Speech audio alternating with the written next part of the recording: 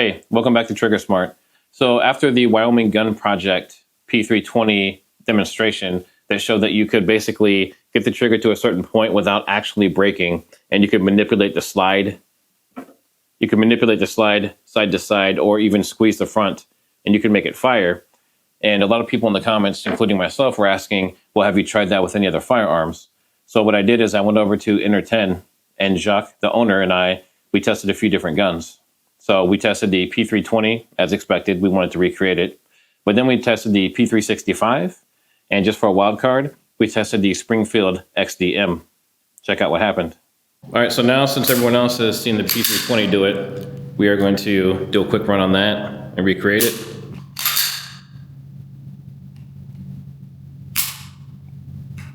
All right, I got it, but I want to get closer when you do it. Actually, I'll switch sides, to be honest.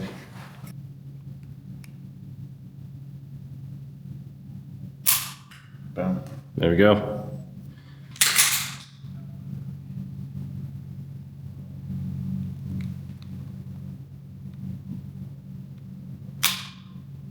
There you go.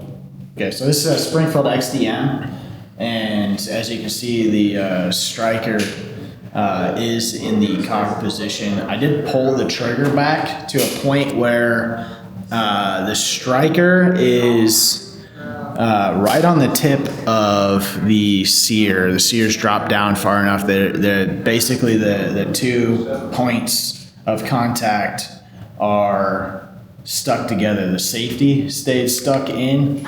The trigger is not pulled anymore. I was able to release the trigger and the sear stayed dropped down because it's held on by the edge of the striker. And all I have to do is wiggle the slide and this thing fires. Yep. And we fired. So what does that mean? The striker, yes, it did fire. Safety plunger was not depressed because the trigger wasn't pulled back. So this gun wouldn't have actually, I doubt this gun would have actually fired unless the striker safety was deformed or defective. But this gun technically did release the striker without pulling the trigger. If you want to go on the terms of having to pull the trigger to make it go off. No. It's just showing, I think this is honestly just showing that you can make a firearm fail if you put it in the right circumstances. This is not the intended way for this gun to be fired, obviously. So now do you think with the Wyoming Gun Project, where he made the P320 fire, similar way to this, he got into a certain position with the trigger not breaking yet, and then was able to manipulate the slide and get that sear to slip, and actually, in his case, it actually did hit the back of the casing and fired off the primer. Right. So do you think that would be a separate failing of a different piece that's maybe missing from, like, for safety reasons or something in the 320? Yeah, I believe in that situation, being that the trigger was actually pulled back far enough that the safety plunger on that firearm was pushed out of the way far enough for the striker to actually hit the primer. In this circumstance, I released the trigger, so the safety plunger was not, in fact, pushed up all the way. Now, I could have held this trigger back in the position that it was and manipulated the slide and made it do the same thing, and it would have fired. But I'm fairly certain that we can get this to happen in several different firearms that are operated in this fashion.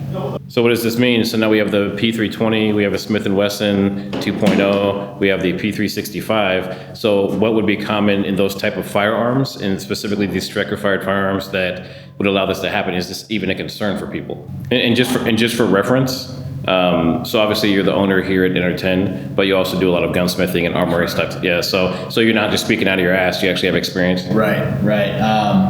I've got experience doing trigger jobs on several different manufacturers of firearms, and so that it comes into play is understanding striker and sear engagement and fine tuning it to be as crisp or as light as possible. And in this circumstance, these are factory guns that are not fine tuned, that are not set up for competition, that are set up for concealed carry or just general use.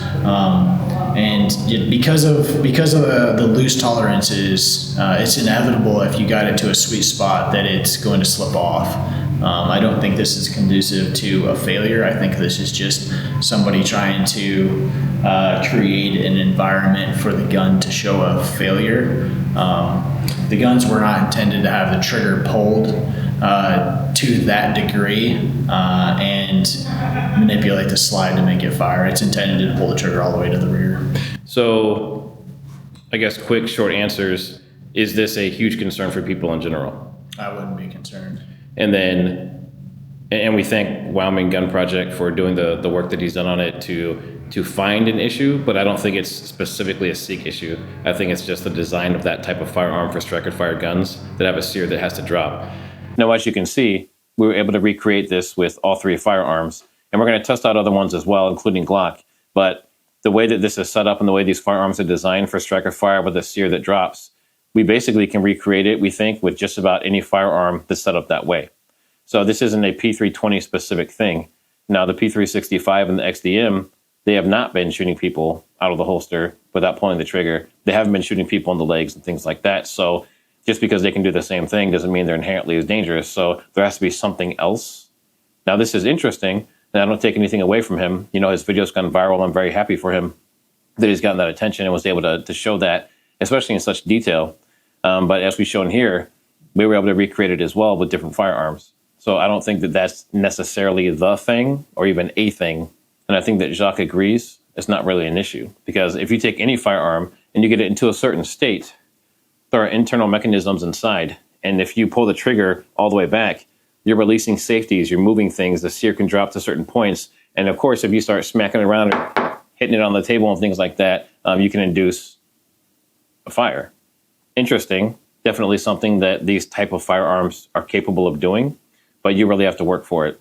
So like, subscribe, and share this around.